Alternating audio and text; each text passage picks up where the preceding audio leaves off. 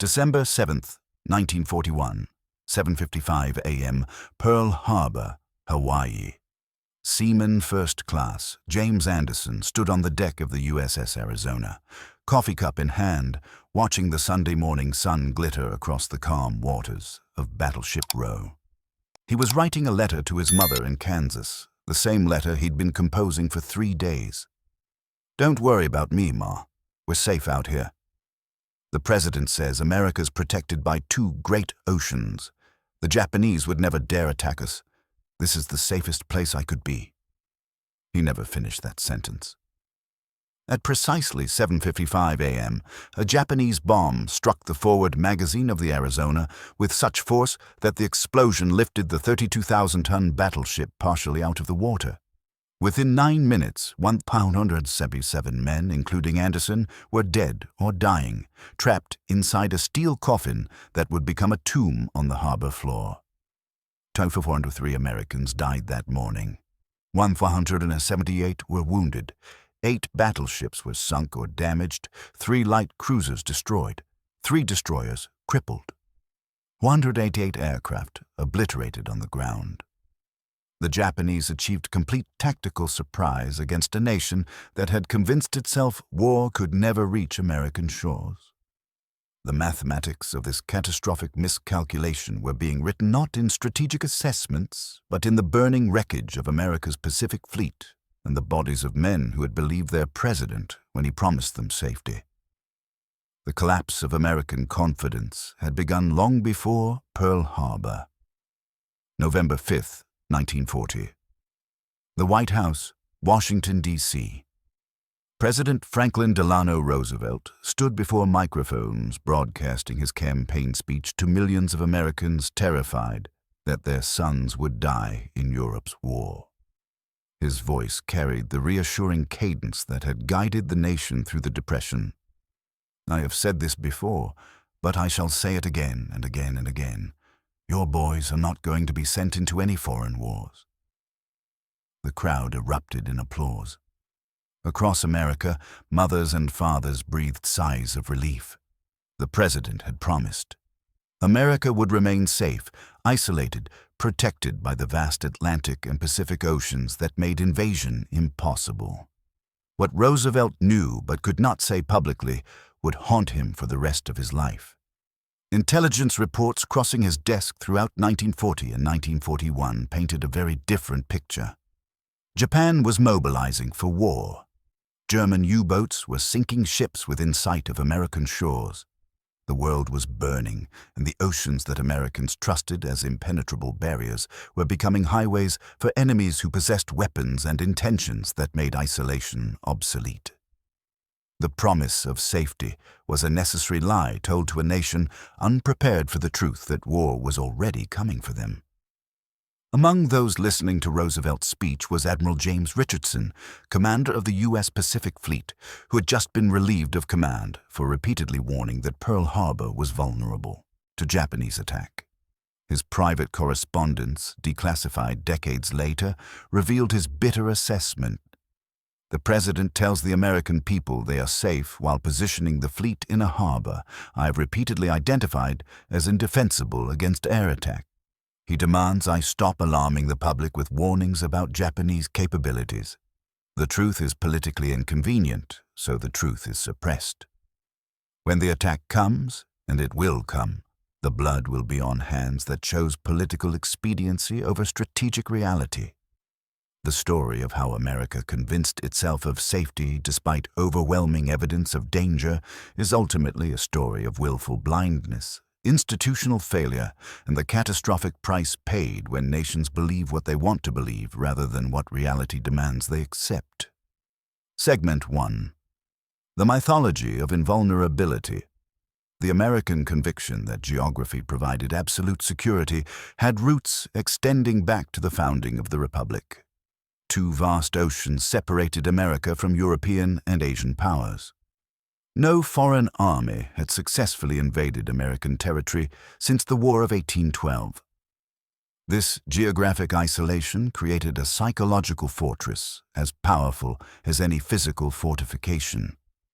Colonel William "Billy" Mitchell, had tried to destroy this illusion in 1921 when he demonstrated that aircraft could sink battleships, proving that oceans no longer protected against air power.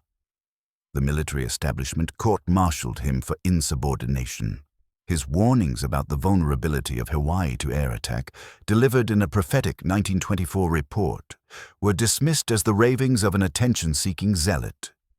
Mitchell's report stated with eerie precision, Japan's most likely opening move in a Pacific war would be a surprise air attack against the fleet at anchor in Pearl Harbor, launched at dawn on a Sunday morning when the ships are in port and defenses are relaxed.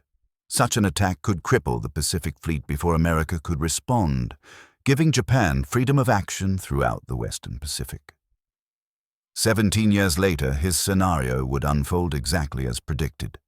But in 1924, the idea seemed absurd to military leaders who could not imagine America's geographic advantages becoming irrelevant. Senator Gerald Nye, chairman of the Senate Munitions Committee, expressed the dominant isolationist sentiment in a 1940 speech. The Atlantic Ocean is 3,000 miles wide. The Pacific is 6,000 miles wide. No bomber can cross those distances. No navy can transport an invasion force across such expanses without being detected and destroyed. America is naturally fortified by geography. We need only avoid entangling ourselves in foreign disputes, and we will remain forever safe. This confidence persisted despite clear evidence that technology was eroding geographic barriers. German bombers had crossed the English Channel to devastate London. Japanese aircraft carriers had demonstrated unprecedented range in operations against China. Yet American political and military leaders clung to the comfortable belief that oceans remained impenetrable barriers because accepting otherwise required admitting that America's entire strategic posture was obsolete. Segment 2. The intelligence failures. The signs of Japanese intentions were everywhere for those willing to see them. Throughout 1941, American intelligence intercepted and decoded thousands of Japanese diplomatic and military communications. The MAGIC program, one of America's most closely guarded secrets, provided Roosevelt and senior military leaders with access to Japan's most sensitive communications. In January 1941, the American ambassador to Japan, Joseph Grew, sent a warning to the State Department.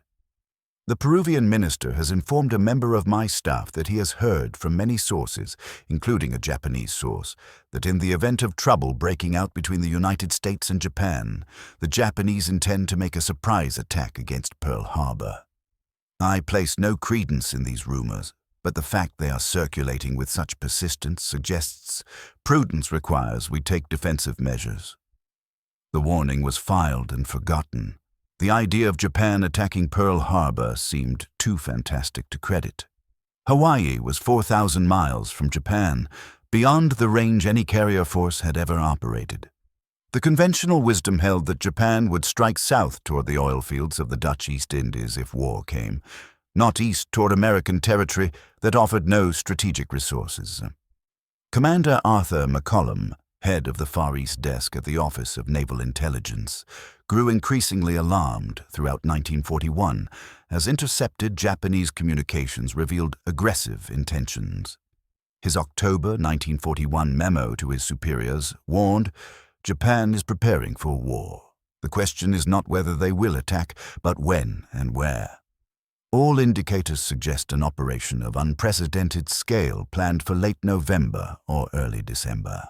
We must assume American territories are potential targets and prepare accordingly. The memo generated no response. Senior officers could not reconcile McCollum's warnings with their assumption that Japan lacked the capability to threaten American possessions. The Pacific Fleet at Pearl Harbor represented overwhelming naval superiority. Japanese carriers were smaller, their aircraft inferior, their pilots less experienced than American aviators. The mathematical calculation seemed clear. Japan would not attack because Japan could not win. What American intelligence failed to grasp was that Japan's calculations were entirely different. Japanese planners understood they could not defeat America in a prolonged war. Their strategy required a devastating opening blow that would cripple American naval power, giving Japan 6 months to consolidate conquests in Southeast Asia before America could respond. Pearl Harbor wasn't about winning the war. It was about buying time to establish a defensive perimeter that America would find too costly to breach. Segment 3. The tactical warnings ignored. The warnings were not merely strategic assessments from distant intelligence analysts. Tactical indicators of imminent attack accumulated throughout the fall of 1941, each one dismissed or explained away by commanders who could not accept that war was coming to American territory. Lieutenant Commander Edwin Layton, Pacific Fleet intelligence officer, tracked the Japanese carrier force throughout 1941 using radio direction finding and traffic analysis. On November 16th, he reported to Admiral Husband Kimmel, Pacific Fleet commander, that the Japanese carriers had gone silent. Their radio transmissions, previously tracked daily, had ceased completely. Layton's assessment was blunt. Admiral, the carriers have disappeared. This is consistent with radio silence protocols for forces preparing for combat operations.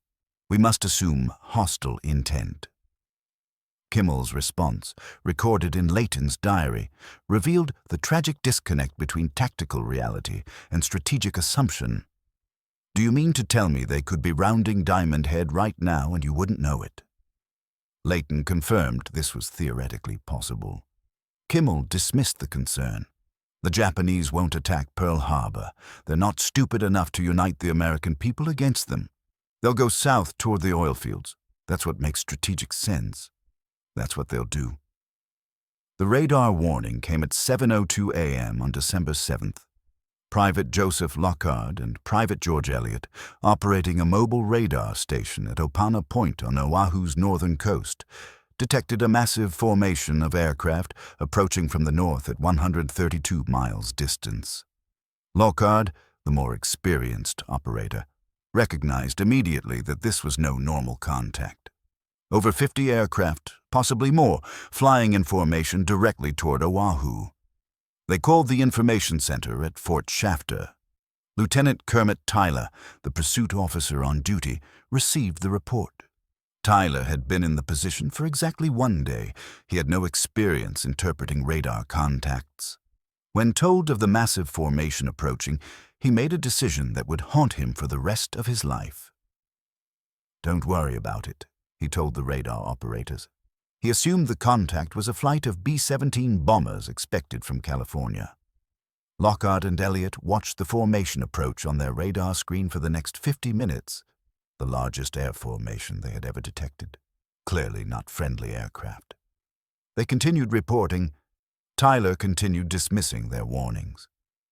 At 7:39 a.m., the formation passed so close to the radar station that the scope became cluttered with ground clutter. Lockhart and Elliott shut down their equipment and drove to breakfast. 16 minutes later, the first bombs fell. Segment 4.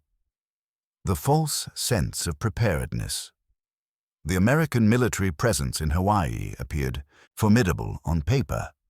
9 battleships, 3 aircraft carriers, 8 cruisers, 29 destroyers, 5 submarines, and nearly 400 aircraft, over 43,000 Army and Navy personnel, coastal defense batteries, fighter squadrons, radar installations, the visible manifestation of American military power in the Pacific. But the appearance of strength concealed profound vulnerabilities that Japanese intelligence had identified with precision. Admiral Isoroku Yamamoto, commander of the Japanese Combined Fleet and architect of the Pearl Harbor attack plan, had studied at Harvard and served as naval attaché in Washington.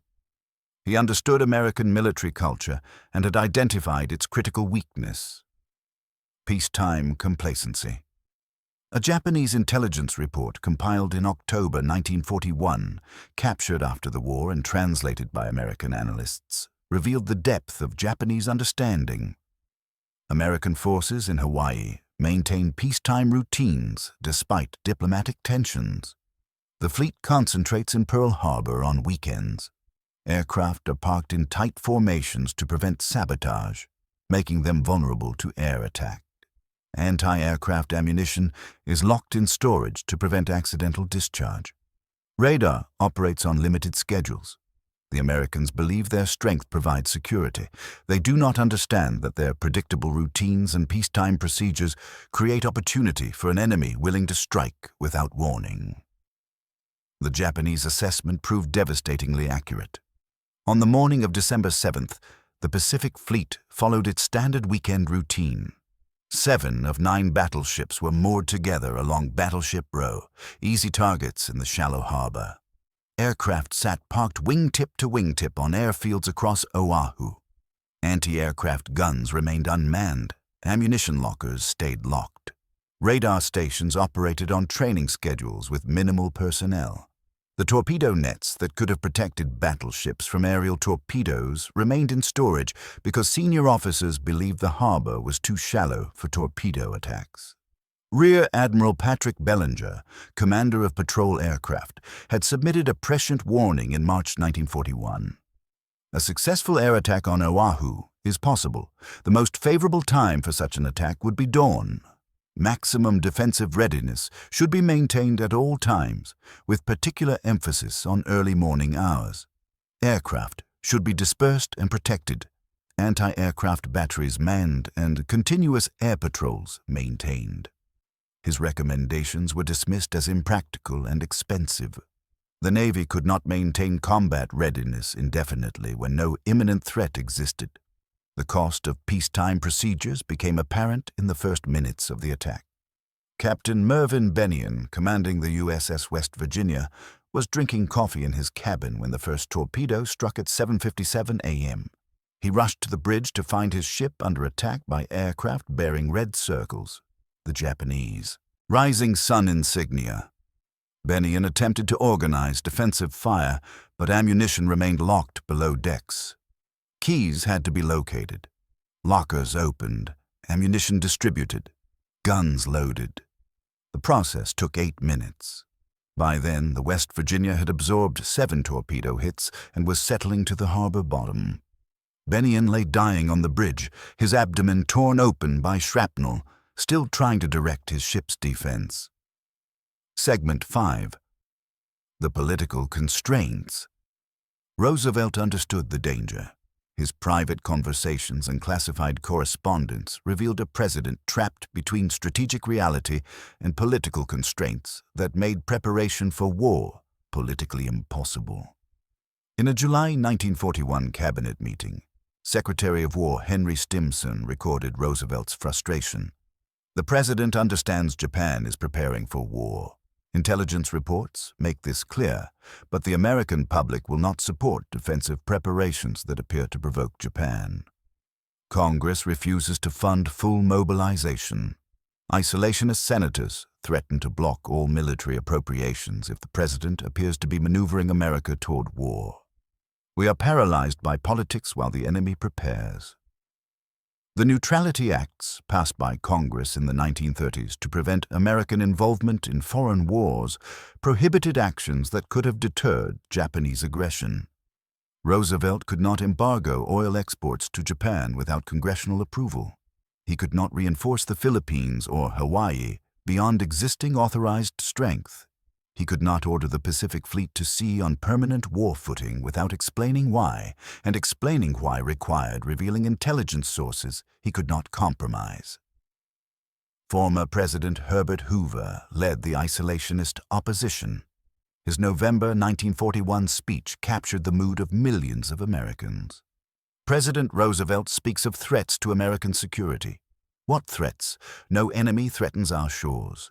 No foreign power possesses the capability to invade American territory. The president manufactures crisis to justify intervention in wars that do not concern us. The American people demand peace. We will have peace if the president stops his provocations and allows the world to settle its disputes without American interference. The contradiction was inescapable. Roosevelt needed to prepare for war, but preparation required public support, and public support required explaining the threat, and explaining the threat required revealing how dire the situation had become. and revealing the truth would trigger political opposition that would prevent the very preparations needed for survival. So Roosevelt tried to navigate between strategic necessity and political reality, preparing as much as politics allowed while hoping time would provide opportunity for more comprehensive action. The time ran out on December 7th. Segment 6. The assumptions about Japanese capabilities. American military leaders fundamentally misunderstood Japanese capabilities, creating a false sense of security based on racial prejudice and technological arrogance that Japanese planners ruthlessly exploited. The prevailing assessment, widely shared among senior American officers, held that Japanese equipment was inferior, Japanese pilots were poorly trained, and Japanese strategy was unimaginative. These assumptions appeared in official documents, training materials, and intelligence assessments throughout the 1930s and early 1940s. The 1940 Navy Department intelligence brief stated with confidence, "Japanese military aviation is assessed as third-rate. Japanese aircraft are copies of Western designs, poorly manufactured and inferior in performance. Japanese pilots suffer from poor eyesight due to racial characteristics and cannot match Western aviators in combat. Japanese carriers are smaller and less capable than American vessels. Assessment: Japanese naval aviation poses minimal threat to American forces." Every assumption proved catastrophically wrong. The Mitsubishi A6M-0 fighter, which American intelligence had dismissed as primitive, was the most maneuverable fighter aircraft in the world in 1941. It could outturn, outclimb, and outrange any American fighter. The Nakajima B-5N torpedo bomber could carry the Type 91 aerial torpedo, specifically modified to run in shallow water, making the attack on Pearl Harbor's battleships possible despite American assumptions that the 40-foot harbor depth prevented torpedo attacks. Japanese pilots training for the Pearl Harbor attack underwent the most intensive combat preparation in naval history. They practiced for 10 months, flying daily mock attacks against replica battleships, refining tactics until every pilot could place bombs or torpedoes with precision. Commander Mitsuo Fuchida, who would lead the attack, trained his pilots to standards exceeding anything in American naval aviation. Fuchida's assessment of his strike force, recorded in his 1952 memoir, revealed the gap between Japanese reality and American assumptions. "My pilots could place a bomb within 5 meters of a target from 3,000 meters altitude in a 60-degree dive. My torpedo bombers could launch Type 91 torpedoes in shallow water at speeds exceeding 200 knots. My fighters could establish air superiority against any American aircraft. We trained as if our lives depended on perfect execution. Because they did. The Americans believed we were inferior.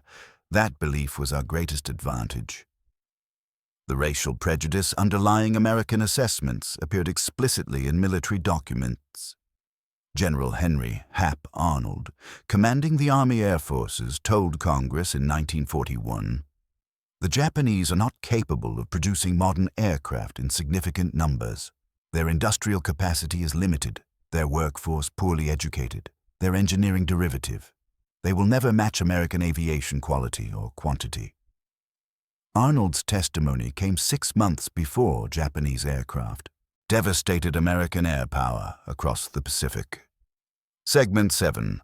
The voice of the common sailor for the men serving at Pearl Harbor the morning of December 7th, transformed from peaceful Sunday routine to nightmare in seconds. Their testimonies, collected immediately after the attack and in decades of subsequent interviews, revealed the human cost of strategic miscalculation. Seaman Second Class Stephen Young was eating breakfast in the USS Arizona's mess deck when the first torpedo struck the neighboring USS Oklahoma at 7:56 a.m. "We felt the explosion through the water. The whole ship shuddered. Men looked at each other confused. Then general quarters sounded. We ran for our battle stations. I was halfway up the ladder when the first bomb hit us. The explosion threw me against the bulkhead, knocking me unconscious. When I woke up, the ship was on fire. Men were screaming. Water was pouring in. I climbed through smoke and flames to reach the deck. When I got outside, I saw something impossible. The sky was filled with aircraft, dozens of them, and they all had red circles on their wings. Young survived by jumping into the burning oil-covered water and swimming to Ford Island. He was one of 334 men who escaped the Arizona. The other 1,177 died in the ship or went down with her when the forward magazine exploded 9 minutes into the attack. Machinist's mate Robert Scott was in the engine room of the USS California when torpedoes struck.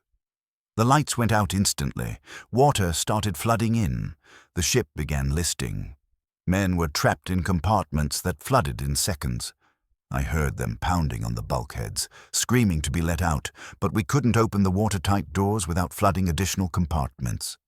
I listened to men I'd served with for 2 years, drowning 10 feet away, while I stood in darkness, unable to help them. That sound stayed with me for 50 years. The California sank slowly enough that most of her crew escaped, but 100 men died trapped below decks in spaces that became coffins when the ship settled to the harbor bottom.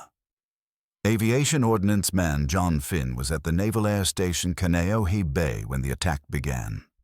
His Medal of Honor citation described what happened next. For a period of more than 4 hours, Lieutenant Finn manned a machine gun in the face of enemy strafing and bombing attacks, clearing jams, reloading, and continuing to fire despite being wounded multiple times. His example inspired those around him to maintain defensive fire against overwhelming odds. Finn's own account was more direct. I was standing outside when I saw aircraft with red circles coming in low. They started strafing everything. I ran to the armory, grabbed a .50 caliber machine gun, and set it up on the tarmac. I had no mount, no protection. I just propped it on the ground and started shooting. The Japanese planes came at me in strafing runs. I got hit in the left arm and shoulder. Kept shooting, got hit in the foot. Kept shooting. Other sailors saw me and started bringing ammunition. We shot down several aircraft. When it was over, I had 28 shrapnel wounds. But we'd fought back. That mattered. Ensign Joseph Taussig was damage control officer on the USS Nevada, the only battleship to get underway during the attack. We took a torpedo hit at 8:03 a.m. I was directing repair parties when a bomb struck our forward turret. The explosion killed everyone in the turret and wounded me severely. My left leg was shattered, barely attached, but I stayed at my post directing damage control while the ship fought to reach the harbor entrance. We made it to the channel before running aground to avoid blocking the harbor. I wouldn't allow medical treatment until all damage reports were submitted. I figured if I was going to die, I'd die doing my duty. Taussig's left leg was amputated. He received the Navy Cross and returned to active duty, eventually reaching the rank of Rear Admiral. Private First Class. James Mann was in the Marine barracks when the attack began. We heard explosions and thought it was another drill. Then someone ran in screaming, "This is real! The Japs are here!" We grabbed rifles and ran outside. Aircraft were everywhere, bombing and strafing. We fired back with rifles, pistols, whatever we had. We couldn't hit them, but we fired anyway because standing there watching felt like cowardice. Men were dying all around me. Buildings were on fire. Ships were sinking. It was chaos. Complete chaos. And it lasted for 2 hours. 2 hours of continuous attack while we fought back with inadequate weapons and tried to rescue wounded men from burning buildings. These testimonies shared common elements: surprise, confusion, and determination to fight back despite impossible odds. The men at Pearl Harbor had been promised safety. They received war delivered with such violence and shock that many could not process what was happening until it was over. Segment 8. The Japanese Perspective. For the Japanese air crews attacking Pearl Harbor, the operation represented the culmination of months of intensive training and the beginning of a war they knew Japan could not win through prolonged combat. Their testimonies revealed warriors executing a brilliantly planned operation while understanding it was ultimately futile. Commander Mitsuo Fuchida, leading the first wave of 183 aircraft, transmitted the famous message, "Tora, Tora, Tora," at 7:53 a.m., signaling that complete tactical surprise had been achieved. His memoir described the moment. "I looked down on Pearl Harbor from 3,000 meters altitude. The entire Pacific Fleet lay below me. Battleships moored in neat rows, aircraft parked on airfields, no fighters rising to intercept us. I felt simultaneous exhilaration and dread. Exhilaration that our plan had worked perfectly. Dread that we had just awakened a sleeping giant that would not rest until Japan was destroyed." Lieutenant Zenji Abe, flying a Val-dive bomber in the first wave, targeted the battleship Nevada. "I rolled into my dive at 7:58 a.m. Anti-aircraft fire was light, poorly aimed. I placed my bomb directly on the battleship's deck and pulled out. Looking back, I saw the explosion tear through the superstructure. I felt no satisfaction, only cold professional execution of duty. We had been told this attack would force America to negotiate peace, allowing Japan to keep its conquests in China and Southeast Asia. But I had studied in California before the war. I knew Americans. They do not negotiate after being attacked. They fight until they win. We had not crippled America. We had enraged it." Petty Officer Juzo Mori, torpedo bomber pilot, attacked Battleship Row. "My target was the USS Oklahoma. I released my torpedo at 150 meters altitude, 500 meters from the target. Perfect parameters. The torpedo ran true and struck the battleship's port side. I saw the explosion, saw the ship begin listing. I felt no triumph. I had just killed men who moments earlier had been drinking coffee, writing letters, living peacefully. This was not war as samurai tradition taught us. This was murder disguised as military necessity." The Japanese pilots recognized the attack's tactical brilliance and strategic futility. They had sunk or damaged 8 battleships, but 3 aircraft carriers, the primary targets, were at sea and escaped unharmed. They had destroyed aircraft and killed thousands of men, but America's industrial capacity remained untouched. The attack guaranteed war while failing to deliver the knockout blow that might have made Japanese victory possible. Lieutenant Commander Shigeharu Murata, leading the torpedo bombers, assessed the results in his after-action report. Tactical success exceeded expectations. Strategic impact insufficient. American carriers absent. Fuel storage, repair facilities. Submarine base undamaged. Second strike recommended to destroy infrastructure. Admiral Nagumo declined, ordering withdrawal. This decision may prove fatal to Japan's war prospects. Murata's assessment proved prophetic. The Japanese failure to launch a third strike against Pearl Harbor's fuel storage and repair facilities allowed the Navy to rebuild the Pacific Fleet using the very infrastructure that should have been destroyed. Every battleship except the Arizona and Oklahoma was eventually raised, repaired, and returned to service. The machine shops, dry docks, and fuel reserves that survived the attack sustained American operations throughout the Pacific Campaign. Segment 9. The Political Transformation. The attack on Pearl Harbor accomplished what Roosevelt could never have achieved through political persuasion. It united the American people for total war. The transformation occurred with stunning speed. On December 6th, the America First Committee, the nation's largest isolationist organization, drew crowds of 20,000 to rallies opposing American intervention in foreign wars. By December 8th, the organization had dissolved. Charles Lindbergh, the committee's most prominent spokesman, volunteered for military service. Isolationist congressmen who had blocked military appropriations for years suddenly competed to demonstrate their patriotic fervor. Senator Arthur Vandenberg, leading isolationist who had fought every Roosevelt defense initiative, wrote in his diary on December 7th, Everything has changed. This morning I believed America could remain apart from the world's conflicts. This afternoon I understand isolation is impossible. The Japanese have proven that oceans do not protect us, that our geographic advantages are obsolete, that American security requires engaging with a dangerous world rather than hiding from it. I was wrong about everything. Roosevelt's December 8th address to Congress, requesting a declaration of war, became one of the most famous speeches in American history. His opening words, "Yesterday, December 7th, 1941, a date which will live in infamy," captured the nation's rage and determination.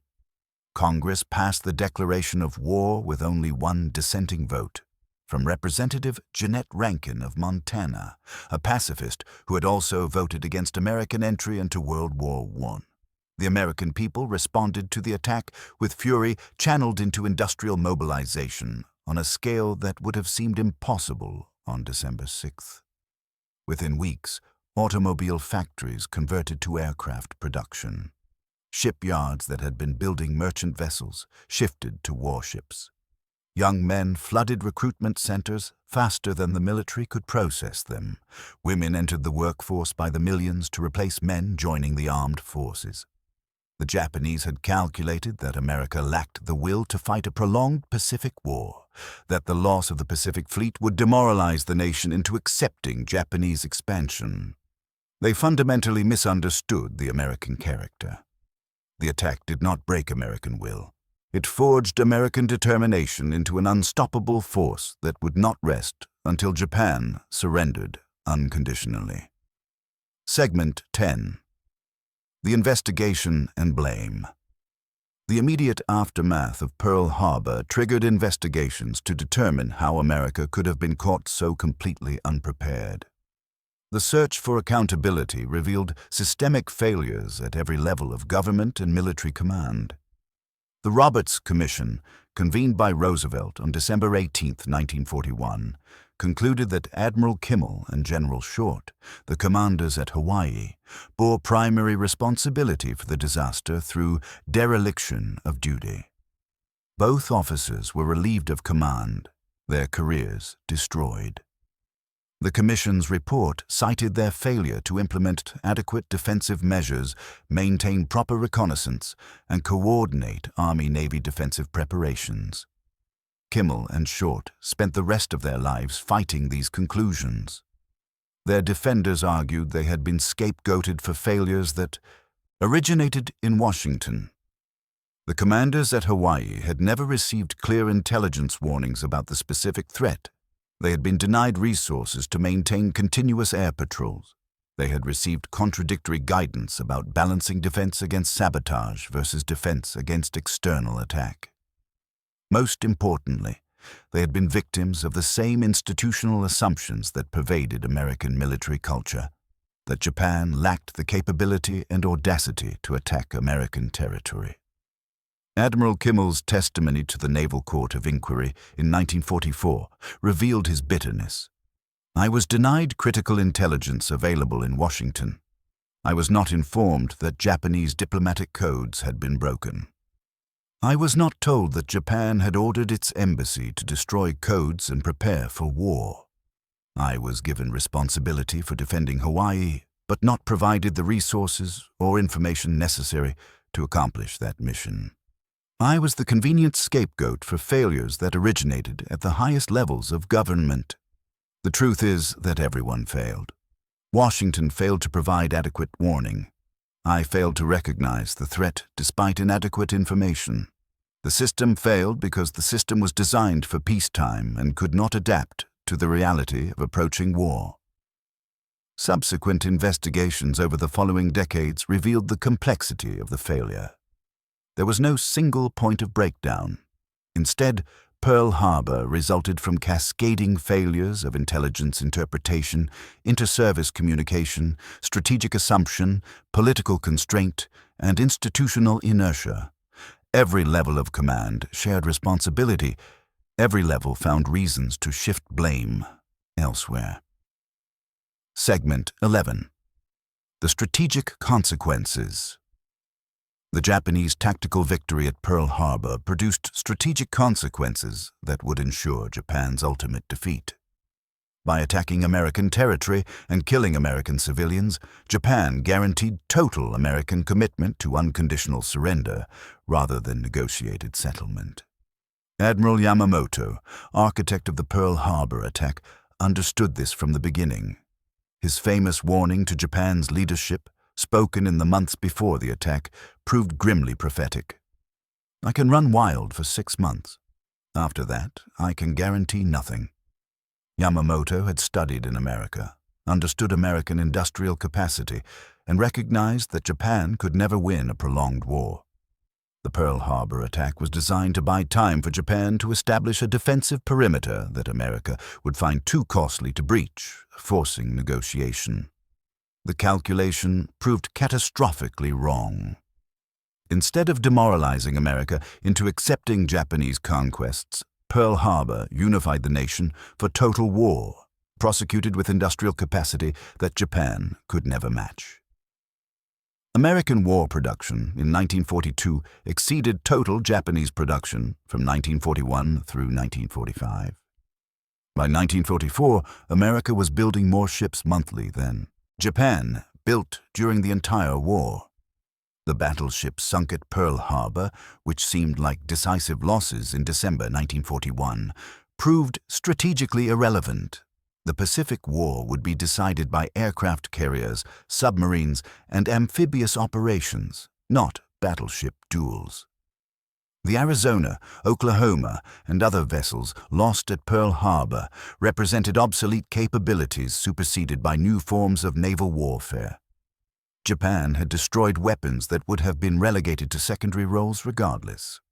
Meanwhile, the 3 American carriers absent from Pearl Harbor on December 7th, the Enterprise, Lexington, and Saratoga, became the foundation for the fleet that would systematically destroy Japanese naval power over the next 4 years.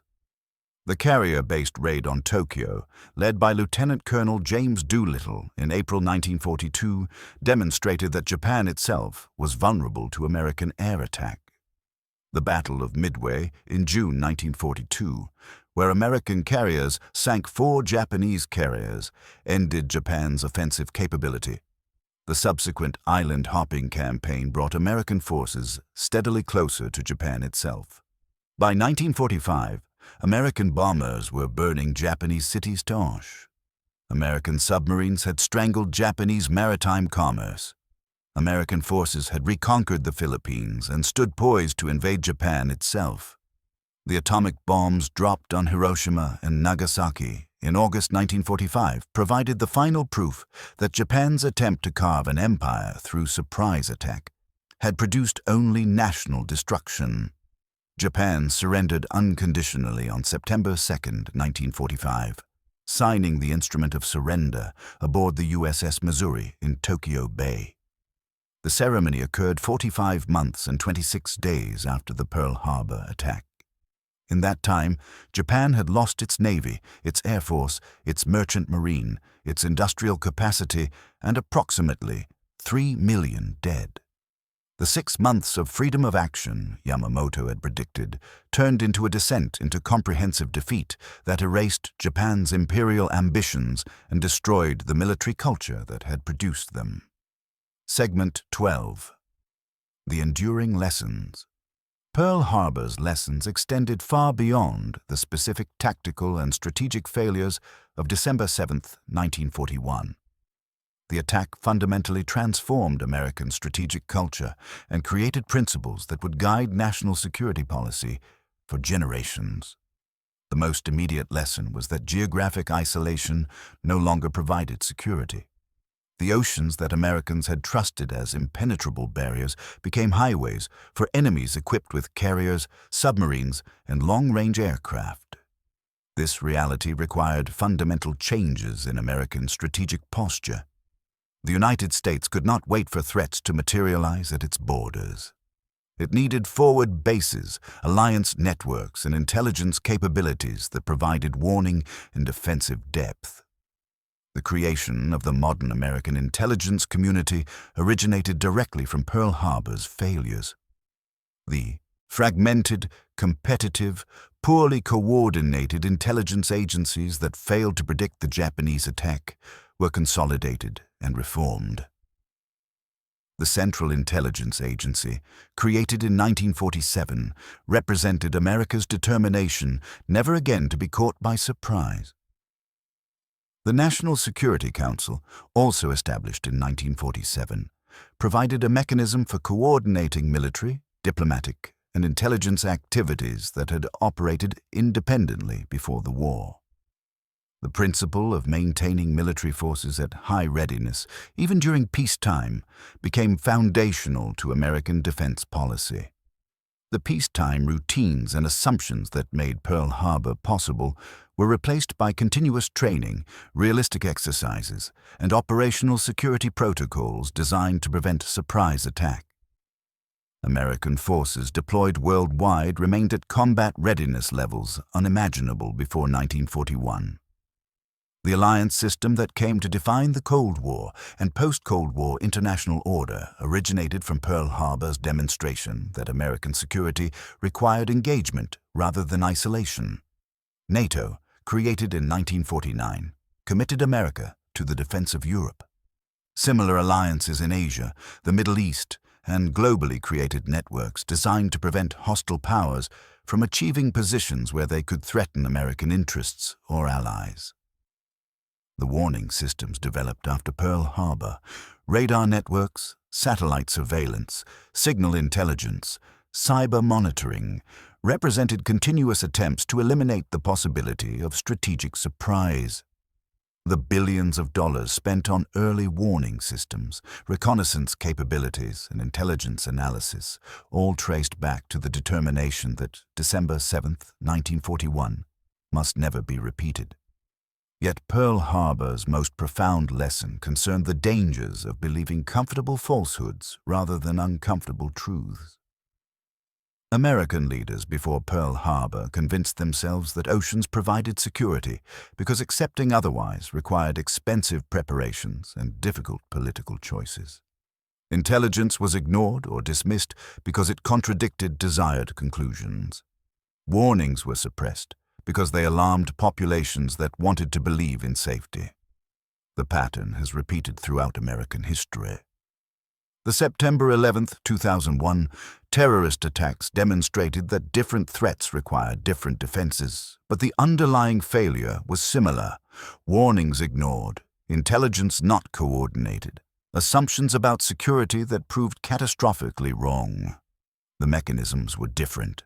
The fundamental failure, believing what we wanted to believe rather than what evidence demanded we accept, remained unchanged. Conclusion: the price of illusions. The men who died at Pearl Harbor were not victims of Japanese military superiority or tactical brilliance. They were victims of their own nation's unwillingness to accept that the world had changed, that geographic isolation longer provided security, that oceans were highways rather than walls, and that threats ignored do not disappear, but instead grow until they explode with devastating force. Seaman James Anderson never finished his letter to his mother, assuring her of his safety. His body remains entombed in the USS Arizona, along with 1,176 other men who believed their president's promise that they were safe from war. They were safe until they weren't. The promise of security proved to be an illusion that died at 7:55 a.m. on December 7, 1941. The investigation reports, memoirs, and historical analyses produced over the following decades all reached similar conclusions. Pearl Harbor was preventable. The intelligence existed to predict the attack. The capabilities existed to defend against it. The will to act on intelligence and implement defenses did not exist because acknowledging the threat required admitting that everything Americans believed about their security was obsolete. Admiral Kimmel, whose career ended in disgrace after Pearl Harbor, spent his remaining years fighting for rehabilitation. His final assessment, delivered in a 1965 interview shortly before his death, captured the tragedy. "We were all guilty. Roosevelt for political constraints that prevented preparation.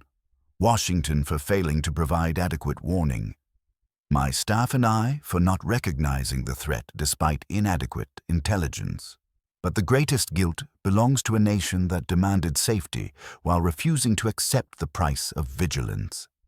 Americans wanted to believe two oceans protected them from war.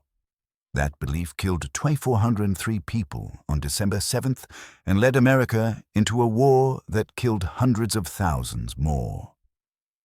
The sailors and soldiers who survived Pearl Harbor carried the memory of that morning for the rest of their lives.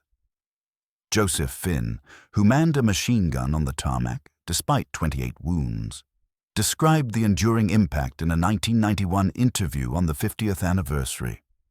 I wake up some mornings and I'm back there. I can smell the burning oil. I can hear men screaming. I can feel the bullets hitting me. It never goes away, but I also remember that we fought back. We didn't surrender. We didn't give up. And in the end, we won. That matters. The attack taught America that we couldn't hide from the world. We had to engage it. That lesson shaped everything that followed. The rebuilt Pacific Fleet that sailed from Pearl Harbor in subsequent years represented more than military reconstruction. It represented transformation from a nation that believed in isolation to a nation that accepted global responsibility. The carriers, battleships, cruisers, and destroyers that left Pearl Harbor to fight across the Pacific carried lessons written in blood on December 7th. Vigilance cannot be relaxed. Threats cannot be ignored. Security requires constant effort, and the price of unpreparedness is measured in lives that can never be recovered. The Arizona Memorial, dedicated in 1962, stands above the sunken battleship where 1,177 men remain entombed. Oil still leaks from the ship's ruptured fuel tanks, rising to the surface in rainbow sheens that visitors call the tears of the Arizona. The memorial's inscription states simply, "From today to the ending of the world, we in it shall be remembered." They are remembered not merely as victims of Japanese aggression, but as casualties of American illusions. The illusion that geography provided absolute security. The illusion that threats ignored would remain distant. The illusion that unprepared nations could remain safe through wishful thinking rather than vigilant action. Roosevelt's promise that American boys would not be sent to foreign wars died at Pearl Harbor, along with those 2,103 Americans. Within 4 years, 16 million Americans would serve in uniform. Over 400,000 would die. The war that Americans wanted to avoid became the most destructive conflict in human history. But from that catastrophe came transformation. The United States that emerged from World War II bore little resemblance to the isolated, inward-looking nation of 1941. America had become a global power with responsibilities, alliances, and commitments that extended across the world. The lesson learned at Pearl Harbor, that American security required engagement rather than isolation, shaped the entire post-war international order. The date which will live in infamy lives in memory not only as a day of tragedy, but as the moment when America learned that safety is never guaranteed, that threats do not respect ocean barriers, and that eternal vigilance is the price of liberty. The men who died that morning purchased that lesson with their lives. The nation they served paid for it with 4 years of war. The final lesson of Pearl Harbor remains as relevant today as in 1941. Nations that convince themselves of safety despite evidence of danger ultimately pay catastrophic prices for their willful blindness. The comfortable lie that oceans protected America died in fire and blood on a Sunday morning in Hawaii. The truth that replaced it, that security requires constant vigilance, painful preparations, and acceptance of uncomfortable realities, has guided American strategy for 8 decades. The attack that Roosevelt said would live in infamy achieved exactly that. But it also achieved something the Japanese never intended. It transformed America from a nation that believed in isolation to a nation committed to shaping global security. The United States that emerged from Pearl Harbor's ashes became the arsenal of democracy, the guarantor of international order, and the power that would ensure the attack's architects suffered total defeat. Seaman Anderson's unfinished letter to his mother, recovered from the Arizona's wreckage years later, ended mid-sentence. "Don't worry about me, Ma. We're safe out here." Those words, frozen at the moment illusion died, serve as an eternal reminder that safety is never guaranteed, and the price of believing comfortable lies is measured in lives that can never be recovered. The 403 Americans who died on December 7, 1941, paid that price. Their sacrifice ensured their nation would never again mistake comforting illusions for strategic reality.